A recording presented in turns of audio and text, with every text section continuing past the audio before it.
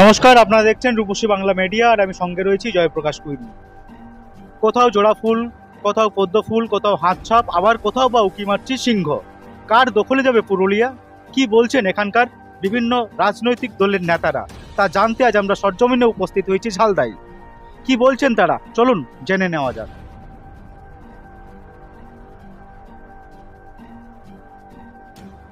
নির্বাচনের দিনক্ষণ ঘোষণার পর থেকেই ভারতীয় জনতা পার্টির প্রতিটি কর্মী নির্বাচনের কাজে যুদ্ধস্তরে মাঠে নেমে পড়েছেন। দেওয়াল লেখন থেকে শুরু করে ব্যানার পোস্টার সাটানোর কাজ ইতিমধ্যে প্রায় শেষের দিকে। আমরা এরপর প্রতিটি পাড়ায় পাড়ায় বুথে বুথে ছোট ছোট বৈঠকের মাধ্যমে আমরা আমাদের একদিকে যেমন মোদী সরকারের বিগত 10 বছরের উন্নয়নের কথা মানুষের কাছে তুলে ধরছি।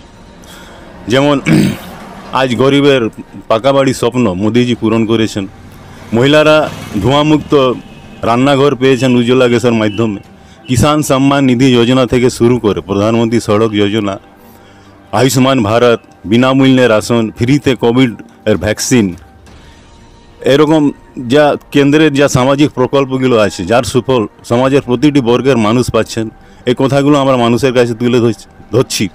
তার পাশাপাশি রাজ্য সরকারের যা দুর্নীতি, অপশাসন এবং ব্যর্থতার কথাও আমরা মানুষকে জানাচ্ছি। বর্তমান রাজ্য সরকার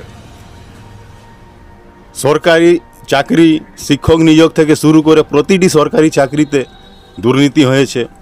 আজ বাংলার বেকার যুবক যুবতীরা চাকরির জন্য ঘুরে বেড়াচ্ছেন, যোগ্যরা আজ 3 বছর ধরে রাস্তার ধারে অনশন এবং বিক্ষোভ প্রদর্শন চলাচ্ছেন। অন্যদিকে যারা অযোগ্য তারা ঘুষ দিয়ে, নেতা মন্ত্রীদের লক্ষ লক্ষ টাকা ঘুষ দিয়ে তারা চাকরি পেয়েছেন। কিছুদিন আগেই হাইকোর্ট সেটা প্রমাণ করে দিয়েছে। 2016 সালের যে প্যানেল, পুরো প্যানেলটাকেই বাদ দিয়ে প্রায় 26,000 ছেলে মেয়েদের চাকরি গেছে। এইসব কথা আমরা মানুষের কাছে তুলে ধরছি। আমাদের খুব সুন্দর সাড়া পাচ্ছি এবং আশা যে ঝালদাবাসী আমাদের দুহাত তুলে আশীর্বাদ করবে বিজেপি প্রার্থীকে। প্রতিটি ওয়ার্ডে, প্রতিটি বুথে আমরা লিড দেব এবং ভারতীয় জনতা পার্টি প্রার্থী জ্যোতির্ময় সিং মাহাতো বিপুল ভোটে লিড দিবে এই ঝালদা শহর থেকে। ঝালদা পৌরসভাতে তো বিজেপি সেরকম ভালো ফল করতে পারেনি, কিভাবে আশা করছেন যে এবার লোকসভা? দেখুন, প্রতিটি নির্বাচনের ধরন আলাদা থাকে। মিউনিসিপ্যালিটি নির্বাচনের আলাদা ধরন, পঞ্চায়েত নির্বাচনের আলাদা ধরন। এটা হচ্ছে দেশ গঠনের ভোট। প্রতিটি মানুষ, ঝালদার মানুষ মন স্থির করে নিয়েছেন যে মোদিজিকে আবার কেন্দ্রে পুনরায় প্রধানমন্ত্রী রূপে আনবার আছে। তাই ঝালদাবাসী সহ পুরো পুরুলিয়াবাসী বিজেপি প্রার্থীকে দুহাত তুলে আশীর্বাদ করবে, এটা প্রায় নিশ্চিত আছে।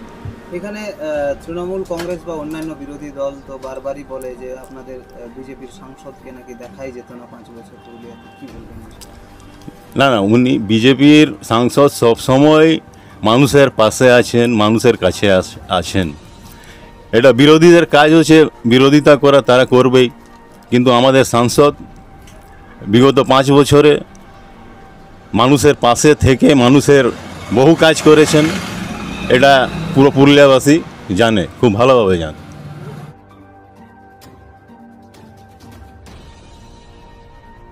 দেখুন, আমাদের ভোট ঘোষণার পর থেকেই, যেদিন ঘোষণা হয়েছে তারপর থেকেই ডোর টু ডোর ক্যাম্পেইনটা চলছে। এবং আমাদের বিশেষ করে আমরা সিপিআইএম পার্টির যারা আছি, পার্টি কর্মী থেকে সমর্থক, তারা বছরভর মানুষের সাথে থাকে। নির্বাচন একটা আলাদা মতাদর্শগত সংগ্রাম অবশ্যই, কিন্তু তার জন্য যে আমাদের আলাদা করে মানুষের সাথে যেতে হবে এমনটা না। যদিও নমিনেশনের পর প্রার্থীকে নিয়ে বা প্রার্থীর ব্যাপারে আমরা সমস্ত জায়গাতে যাচ্ছি এবং অভূতপূর্ব সাড়া পাচ্ছি। বিগত দিনে অনেক দিন থেকেই দেখছিলাম যে আমাদের সংগঠনে ক্রম একটা ধস নামছিল, তার থেকে আবার আমরা কিন্তু ফিরে আসার জায়গাতে আসছি। এবং বিশেষ করে আমাদের যে জোট, সেই জোট যাতে বিভ্রান্তির কারণ না হয় সেই জন্য আরও বেশি করে নিবিড়ভাবে মানুষের কাছে যেতে হচ্ছে। কারণ আপনারা জানেন বিগত দিনে এই সিটটা ছিল ফরওয়ার্ড ব্লকের দখলে এবং বামফ্রন্ট সমর্থিত ফরওয়ার্ড ব্লক প্রার্থী তারা থাকতেন। কিন্তু বিশেষ কারণবশত যেহেতু একটা বৃহত্তর বাম গণতান্ত্রিক জোট হয়েছে সারা পশ্চিমবঙ্গ জুড়ে এবং সারা ভারতবর্ষ জুড়ে, যেটা ইন্ডিয়া জোট, কিন্তু এই জায়গাতে বিশেষ করে পুরুলিয়া লোকসভা কেন্দ্রতে জাতীয় কংগ্রেস মনোনীত প্রার্থী তিনি হচ্ছেন বামফ্রন্ট সমর্থিত প্রার্থী। কারণ বামফ্রন্টের যে সাংবাদিক সম্মেলন সেখানে বিমান বসু আমাদের নেতা তিনি ঘোষণা করেছেন যে এই লোকসভা কেন্দ্রের প্রার্থী হচ্ছেন নেপাল মাহাতো, বললে তার হয়েই আমরা লড়াই করছি। এখানে যেটা সিপিআইএম এর পুরোপুরি ভোটটা, সেটা কি কংগ্রেসের পক্ষেই যাবে নাকি বিভ্রান্তি হয়ে ফরওয়ার্ড ব্লকের দিকে চলে যাবে? না না না, এখানে বিভ্রান্তির কোনো অবকাশ নেই। কারণ বিগত দিনে আমরা দেখেছি 2016-তে এবং 2021-এর যে বিধানসভা নির্বাচন, সেখানে পুরোপুরি কিন্তু সিপিআইএম এর ভোট কংগ্রেসের প্রার্থীর দিকে ট্রান্সফার হয়েছে। এর প্রমাণ আমরা আগে পেয়েছি দুবার, কাজেই তার কোনো অবকাশ নেই। কেন্দ্রের শাসক দল বিজেপি তাদের বিদায়ী সাংসদ রয়েছেন এখানে জ্যোতির্ময় সিং মাহাতো প্রার্থী, অপরদিকে তৃণমূল কংগ্রেসের প্রাক্তন মন্ত্রী প্রার্থী রয়েছেন। সেখানে আপনারা এই দুইজন হেভিওয়েট প্রার্থীকে টেক্কা দিয়ে কিভাবে জয়লাভ করবেন বা কতটা ফল আশা করবেন? দেখুন, 2011-তে মানুষ পরিবর্তন চেয়েছিলেন যে বামফ্রন্টের যে শাসনকাল তার থেকে ভালো নিশ্চয়ই কিছু হবে, কিন্তু পরবর্তীকালে যে 13 বছর বা 12 বছর, এই 12-13 বছরে দুর্বিষহ অবস্থা সারা রাজ্য জুড়ে। এবং যিনি প্রার্থী হয়েছেন শান্তিরাম মাহাতো, উনি জেলার হয়ে কতবার সরব হয়েছে বিধানসভায়, আমরা তো দেখেছি যে তিনি কিছু বিধানসভাতে বলেননি। এমনকি তিনি 10 বছর মন্ত্রী এবং 12 বছর পার্টির জেলা সভাপতি, অর্থাৎ তাদের ভাষায় তিনি নাকি জেলার অভিভাবক। অথচ অভিভাবক হয়ে পরবর্তীকালে অভিযোগ করেছেন শুভেন্দু অধিকারী বিজেপিতে যাওয়ার পরে যে তিনি নাকি পুরুলিয়ার চাকরি চুরি করেছেন। তৃণমূল কংগ্রেসের যারা দায়িত্বপূর্ণ নেতা তারা নিজেরা বলেছে। তাহলে তিনি কি করছিলেন? মন্ত্রী হিসাবে তার কি দায়িত্ব ছিল না বিষয়টা দেখা, যাতে জেলার যোগ্য ছেলেমেয়েরা পায়? চাকরি চুরিতে তিনি তো মদত দিয়েছেন। ফলে তার কাছ থেকে জেলাবাসীর নতুন করে প্রত্যাশার কিছু নেই। আর বিদায়ী সাংসদের কথা বলেছেন, তো বিদায়ী সাংসদ অনেক সময় বলছেন যে উনি প্রশাসনের অসুবিধা পেয়েছেন, কাজ করতে পারছেন না। তো মানুষকে উনি বললেন কোথায়? জনগণের কাছে তো জানানো উচিত ছিল যে আমি এই প্রকল্প জেলা প্রশাসনে জমা দিয়েছি, এগুলো মানে বাধা দিচ্ছে। তাহলে আমরা জানতাম সেই ব্যাপারটা। কোথাও একটা সোলার লাইট, কোথাও একটা ডিপ টিউবওয়েল, এগুলো তো পঞ্চায়েত প্রধানের বা ব্লক পঞ্চায়েত সমিতির এগুলোর কাজ। আমরা যেটা ভেবেছিলাম যে ভারতবর্ষের সরকার বিজেপি পরিচালিত সরকার এবং আমাদের যিনি লোকসভার যিনি নির্বাচিত সাংসদ তিনিও হচ্ছেন বিজেপির, ফলে একটা অনেক বড় বড় প্রকল্পের আমাদের আশা ছিল, পুরুলিয়াবাসীর প্রত্যাশা ছিল, সেই প্রত্যাশা তিনি পূরণ করতে পারেন। সম্প্রতি তো কিছুদিন আগেই হাসপাতালের উদ্বোধন করেছেন। দেখুন, বিড়ি হাসপাতালের উদ্বোধনই হয়েছে, উদ্বোধনের পরবর্তীকালে কি কিছু কাজ হয়েছে? ডাক্তার এসছে, শ্রমিকরা চিকিৎসা পাচ্ছেন, অনেক কিছুই তো দেখি আমরা। এই দেখুন ঝালদাতে যে জল প্রকল্পের কাজ, সুবর্ণরেখা প্রকল্পের কাজ, যেদিন এনারা জয়েন করলেন কংগ্রেস থেকে কয়েকজন কাউন্সিলর, তার সেই দিনই নাকি টেন্ডার করলেন ফিরাদার। কাজ আমরা দেখেছি কি? কাজ কিছু হয়েছে কি? উদ্বোধন, শিলান্যাস, এগুলো কেন্দ্র এবং রাজ্য দুই শাসক দলের ভোটেরে এগুলো মনে পড়ে, কাজের কাজ কিচ্ছু হচ্ছে না। এবারে ফলের ব্যাপারে কতটা আশাবাদী? ফলের ব্যাপারে আমরা 100% আশাবাদী যে আমরা জিতব। তার কারণ হচ্ছে যে যেভাবে বিগত পঞ্চায়েত নির্বাচন হয়েছে, সেই পঞ্চায়েত নির্বাচন চরম দুর্নীতি হয়েছে। সেখানে কাউন্টিং থেকে শুরু করে ব্যালট বাক্স চেঞ্জ থেকে শুরু করে, এমনকি ভোটে একজন নির্বাচিত হয়েছেন, পরের দিন সকালে অন্য একজন নির্বাচিত হচ্ছেন, রেজাল্ট চেঞ্জ করে দিয়েছে। কলকাতা হাইকোর্টের মহামান্য সিঙ্গেল বেঞ্চে রায় দিয়েছে সেখানে যে যাকে জেতানো হয়েছে সেটা সম্পূর্ণ বেআইনি। ব্যাপারটা ডিভিশন বেঞ্চে গেছে। ফলে আমরা সারা জেলা জুড়েই দেখেছি যে এই নির্বাচনেও, এত কারচুপির নির্বাচনেও বাম প্লাস কংগ্রেস, বা স্পেশালি বলতে গেলে সিপিআইএম এবং কংগ্রেসের মিলিত ভোটের সংখ্যা হচ্ছে আমাদের 3 লাখ প্লাস। এবং প্রার্থী যেহেতু নেপাল মাহাতো, সারা জেলা জুড়ে নেপাল মাহাতোর একটা আলাদা ইমেজ আছে, লড়াকু ইমেজ আছে, অভিজ্ঞতা সম্পন্ন একজন ব্যক্তি। দীর্ঘ 20 বছর তিনি বিধায়ক ছিলেন এবং লোকসভার সাংসদের একটা তো যোগ্যতা থাকা প্রয়োজন। তা যদি স্পিকিং পাওয়ার বাদ দিয়ে যদি তার একাডেমিক কোয়ালিফিকেশনই বলা হয়, যতজন প্রার্থী আছেন সবচেয়ে যোগ্য ফিটেস্ট প্রার্থী, অ্যাপ্লাইড ম্যাথামেটিক্সে এমএসসি এবং একটা উচ্চ মাধ্যমিক বিদ্যালয়, স্বনামধন্য উচ্চ মাধ্যমিক বিদ্যালয় সত্যমা বিদ্যাপীঠের প্রাক্তন প্রধান শিক্ষক নেপাল মাহাতো অবশ্যই যোগ্যতম। আমরা দেখেছি যে বিগত বিধানসভা নির্বাচনে তিনি পরাজিত হয়েছিলেন। এবারে সেই ফলটাকে কতটা রিকভারি করে? ভুল ভাঙছে, মানুষের ভুল ভাঙছে। অনেক মানুষ মোহগ্রস্ত হয়েছিলেন বিজেপির বিভিন্ন ধরনের প্রতিশ্রুতিতে। বিজেপির বিশেষ করে ধর্মীয় বিভাজনের যে রাজনীতি তারা করে, সেই ব্যাপারে মানুষ অনেক সময় ভুল সিদ্ধান্ত নেয় এবং অভিজ্ঞতার মাধ্যমেই মানুষ ফিরে আসে। সেই জায়গাতে বিজেপির যে সাংগঠনিক ভোট সেটা আজসুতে ট্রান্সফার হওয়ায় ত্রিমুখী প্রতিদ্বন্দ্বিতাতে আমরা হেরে গিয়েছিলাম।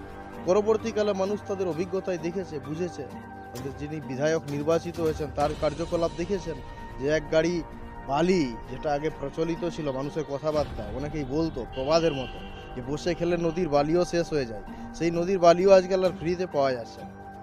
বালির জন্য আলাদা মস্তানি ট্যাক্স লাগছে, তৃণমূল তোলা তুলছে পুলিশের মাধ্যমে, যেটাকে তোলামূলের ট্যাক্স বলা হয় বা তৃণমূলের ট্যাক্স। রাজ্য সরকারের যারা পদাধিকারী আছে, বিশেষ করে তৃণমূলের যারা নেতানেত্রী আছে, তাদের কাছে সরাসরি সেই টাকা যাচ্ছে এবং যাদের এলাকার জল, জমি, জঙ্গল, বালি, নদী তারা বঞ্চিত হচ্ছে।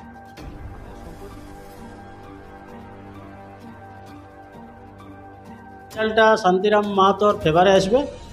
আমাদের তৃণমূল কংগ্রেসের যিনি প্রার্থী আছেন শান্তিরাম মাহাতো এমনই একটা ব্যক্তিত্ব, সেই ব্যক্তিত্ব আমার শান্তি, আপনার শান্তি, সবার শান্তি, সবাইকে কিন্তু শান্ত করতে জানেন এবং উন্নয়নমূলক পরিষেবা কীভাবে মানুষকে পৌঁছে দিতে হয় সেটা ওনার ভালোভাবে জানা আছে।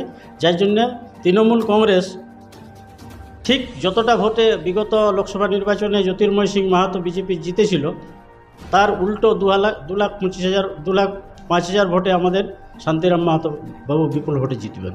এই ঝালদা এলাকা থেকেই তো জাতীয় কংগ্রেস বা বামফ্রন্টের জোট প্রার্থী নেপাল মাহাতো এবং সঙ্গে বিজেপির প্রার্থী, দুটো প্রার্থী আপনার এলাকা থেকে, অথচ মানুষ কেন শান্তিরাম বাবুকে ইয়ে করবেন?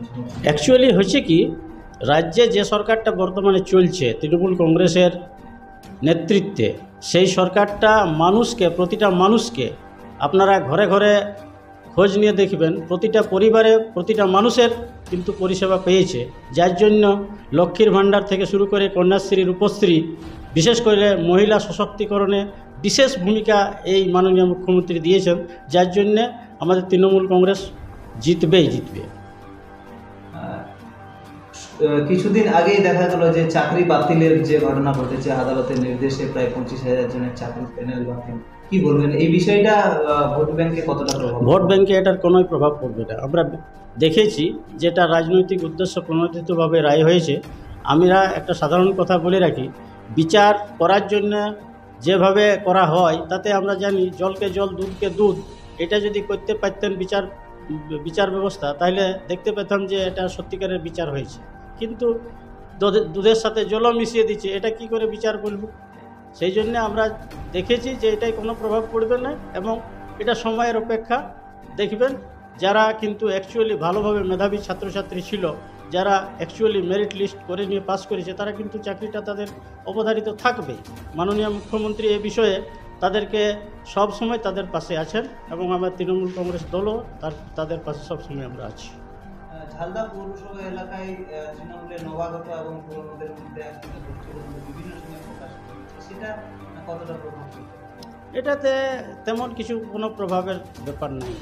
কারণটা হয়েছে কি, সেই তো তৃণমূল কংগ্রেসেরই পৌরপ্রধান হচ্ছে। কংগ্রেস কিছু কিছু সময় মানে মাথা ব্যথা শুরু করে, কিন্তু দেখা যায় নেতৃত্ব ওদের কোনো কিছু ঠিকঠাক নেই। যার জন্য তৃণমূল কংগ্রেসেই আখেরে তাদের পেছনেই কিন্তু সেই কংগ্রেসিরা পিছনে দৌড়াচ্ছে। কাজেই তৃণমূল কংগ্রেসের একটা সঠিক লাইন আছে, সেই লাইনে চলছে বলেই তৃণমূল কংগ্রেসের নেতৃত্বে পৌরসভা চলছে। এবং এই যে আমাদের যেটা আমাদেরকে বলা হয়েছে যে গ্রুপিজম, এরকম গ্রুপিজম কোনো কিছু নেই। এটা সময়ে হয়েছিল, কিন্তু এখন বর্তমানে সব কেটে গেছে। লক্ষ্মীর ভাণ্ডার নয়, আপনি দেখুন আমাদের কেন্দ্রে যে সরকারটা চলছে সেটা মোদির সরকার। উনি বলছেন গ্যারেন্টি দিচ্ছে, কিন্তু সবকে প্রাইভেটাইজেশন করে দিয়েছে। যা সকল কিছুই হচ্ছে সব কোম্পানি মাধ্যমে চলছে। আর আমাদের রাজ্যে যে সরকারটা চলছে সবগুলাই কিন্তু আপনারা দেখে থাকুন, লক্ষ্মীর ভাণ্ডার, কন্যাশ্রী, রূপশ্রী থেকে শুরু করে আপনার সবুজ সাথী থেকে শুরু করে স্বাস্থ্যসাথী থেকে শুরু করে প্রত্যেকটা কিন্তু গভর্নমেন্ট সেক্টরের মাধ্যমে মানুষ পরিষেবা পাচ্ছে। যার জন্যেই মানুষ যে ভোটটা দিচ্ছে সঠিক জায়গায় কিন্তু ওরা দিতে পারছে। তৃণমূল কংগ্রেস তার কিন্তু ফল দেখাতে পারছে, আর মোদি কি হচ্ছে সেখানে বেসরকারি হাতে দিয়ে দিচ্ছে। এটাতে আখের তো দেশের ক্ষতি হয়েছে। যার জন্যে বাংলায় কিন্তু এবার পথ দেখাবে সারা ভারতবর্ষকে, এটাই কিন্তু আমরা দেখতে পাচ্ছি।